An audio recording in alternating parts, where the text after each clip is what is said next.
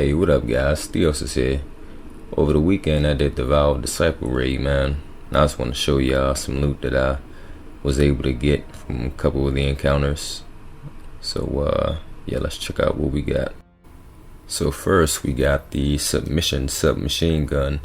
If I'm not mistaken, this drops from the Exhibition encounter, or you can just call it the third encounter.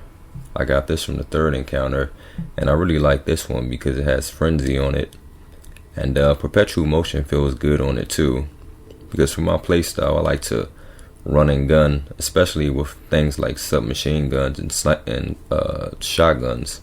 So this feels really good on the submission. Plus the overall look of the weapon is just beautiful, nice and compact. It's definitely one of my favorite drops from the raid so far. As you can see, I've got 130 kills on it, so you can tell I've been playing around with it. So yeah, this is definitely one of my favorites. I believe it can get overflow too, so yeah, you couple overflow with frenzy and that's a good roll. We'll talk more about rolls on the submission once the APL and GG, light GG comes up. But yeah, submission, pretty dope weapon. Okay, so next up we have the Forbearance arc grenade launcher, and this thing rolled with Wellspring and Genesis, which is a pretty interesting and weird combination. This works out well for my Warlock build though, which is ability spam, so I appreciate the ability regen that this thing will help give. The aesthetic of the weapon is also, of course, beautiful, just like the submission. And I believe this weapon can get chain reaction. So man, a wave frame with chain reaction, like that's dope as hell. I don't know what else they can get in the third column, but I'm sure you can get some much better rolls than Genesis. Okay, so lastly, and probably my most favorite, most coveted weapon from this raid is the Insidious pulse rifle. Now I don't have the perks that I want on this one, which are Adrenaline Junkie and Stats for All, though those are two good perks.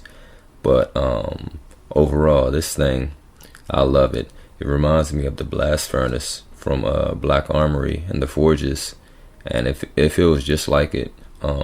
Aggressive burst pulse rifle. Anyway, I know it can get rangefinder, but rapid hit and dragonfly. It can get vorpal weapon, one for all. It can get some pretty spicy rolls, and as you can see, the shaders look absolutely amazing on it. So yeah, I would definitely recommend picking this up, and if possible, going out your way to craft a god roll, because this thing is going to be talked about a lot, used in the Crucible a lot, and probably definitely used in GMs as well. So yeah, the Insidious. So having finally completed the raid, now I want to work on the Disciple Slayer title, which, like Fatebringer from Vogue, is going to be a pretty hefty grind, you know.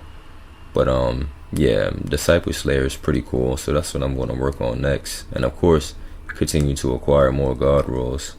Overall, I'd recommend everyone give this raid a try if possible. It's a little more mechanic heavy, based on remembering symbols and whatnot, as opposed to previous raids, but it's still a great experience. I recommend everyone try it, even if you have to go through LFG. Like, even if you don't have any friends, just go through LFG and give it a try. It'll be well worth remembering. Great experience in D2 overall. So yeah, thank you guys for tuning in, and I'll catch you guys later.